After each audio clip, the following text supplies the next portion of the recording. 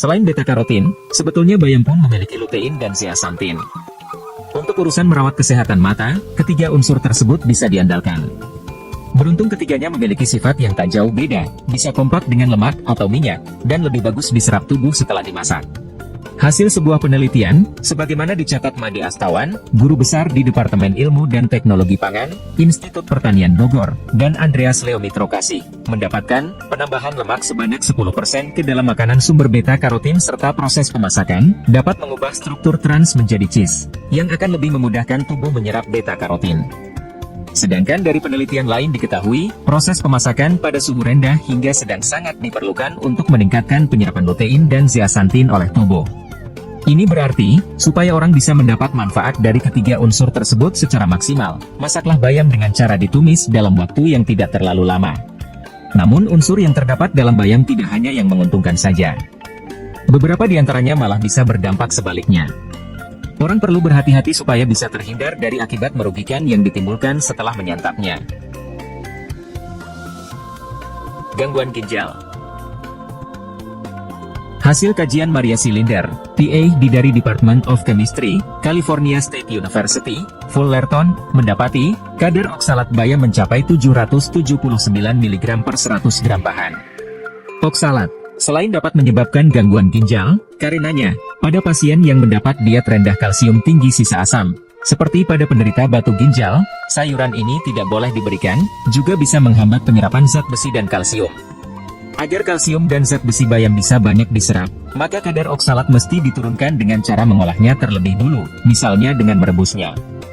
Hasil penelitian Eni Widi Astuti dari Fakultas Keguruan dan Ilmu Pendidikan, Universitas Muhammadiyah Surakarta, menunjukkan, kandungan oksalat dalam daun bayam yang dijadikan sampelnya, dapat diturunkan dari 162,67 mg menjadi 118,33 mg, bahkan 76,67 mg, setelah sayuran tersebut direbus selama 0 menit, 10 menit dan 15 menit.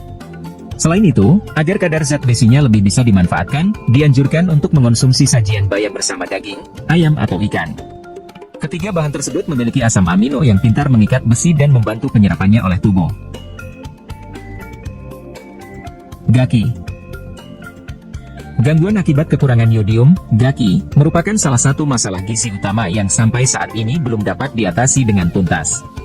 Di samping dapat menimbulkan gondok, situasi lain yang juga bisa dicetuskannya yakni kretinisme, cebol, dengan IQ hanya sekitar 20 pada anak, serta terganggunya pertumbuhan dan perkembangan janin pada ibu hamil. Banyak orang menyangka, gaki hanya disebabkan karena tubuh kekurangan asupan yodium, padahal dari hasil studi Gia Ubom, yang pernah melakukan penelitian tentang kaitan antara gaki, keadaan tanah, air dan diet, The Goiter Soil Water Diet Relationship, di Nigeria, pada tahun 1991, didapati bahwa keadaan lingkungan di suatu wilayah pemukiman erat kaitannya dengan keadaan kesehatan masyarakat, diantaranya yang berhubungan dengan situasi gaki. Hal penting lain yang juga terungkap, ternyata selain bisa disebabkan oleh goitrogenik, zat yang secara biologis bersifat antagonis terhadap yodium alami, seperti yang terdapat dalam sayuran bangsa cruciferae, goitrogenik non-alami, seperti sulfat, nitrat, tiourea, lumbun, merkuri dan berbagai sisa pestisida atau pupuk urea, bisa pula mencetuskannya.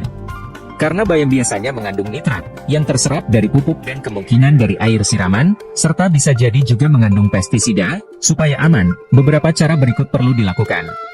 1. Cuci bayam hingga bersih dengan air mengalir. 2. Buang bagian batangnya, yang biasa dijadikan tempat mangkalnya nitrat.